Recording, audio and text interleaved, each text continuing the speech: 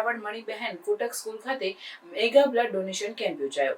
NCC cadet, સામાજિક સંસ્થાઓ, અગ્રણીઓ, અધિકારીઓ, કર્મચારીઓ ઉત્સાહપૂર્વક સહભાગી થયા। પ્રવર્તમાન સ્થિતિને અનુલક્ષીને જિલ્લા કલેક્ટર એનવી ઉપાધ્યાયના માર્ગદર્શનમાં ગીર સોમનાથ ઇન્ડિયન રેડક્રોસ તેમજ અન્ય સંસ્થાઓના સહયોગ થકી વેરાવળ મણિબહેન કોટક સ્કૂલમાં મેગા બ્લડ ડોનેશન કેમ્પ યોજાયો। આ કેમ્પ થકી આશરે 1500 જેટલા બ્લડ યુનિટ એકત્ર કરવામાં આવશે।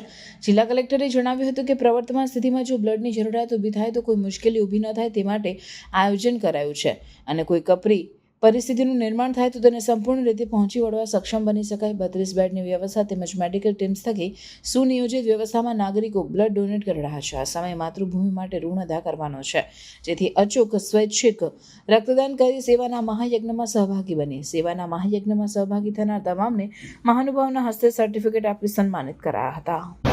સાંપ્રત પરિસ્થિતિમાં આપણા સૈનિકોને કે નાગરિકોને કોઈ પણ મેડિકલ ઇમરજન્સી ઉપસ્થિત થાય તે સંજોગોમાં બ્લડની અછતના કારણે કોઈ વિપરીત પરિણામ ના આવે તેવા ઉમદા હેતુથી આજે ગીર સોમનાથ જિલ્લાના વહીવટીતંત્ર અને ઇન્ડિયન રેડક્રોસના સંયુક્ત ઉપક્રમે શહેરના જિલ્લાના તમામ અગ્રણી લોકોને સાથે રાખીને તમામ સમાજોને સાથે રાખીને આજે આપણે આ એક મહા રક્તદાન શિબિરનું અહીંયા આયોજન કર્યું છે।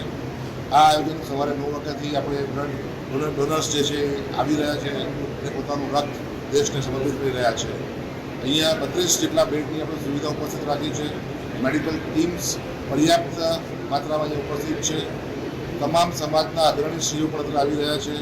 જિલ્લાના તમામ અધિકારીશ્રીઓ, જિલ્લા વડા, પોલીસ વડાશ્રી પણ અહીંયા ઉપસ્થિત છે। તમામ સાથે રહીને આજે એક થઈને બધા દેશના માટે આજે રક્તદાન કરી રહ્યા છે અને સાંજ સુધીમાં અમને અપેક્ષા છે કે લગભગ 1500 ઉપર યુનિટ અમે અહીંયા એકત્ર કરીને રાષ્ટ્રને સમર્પિત કરીશું।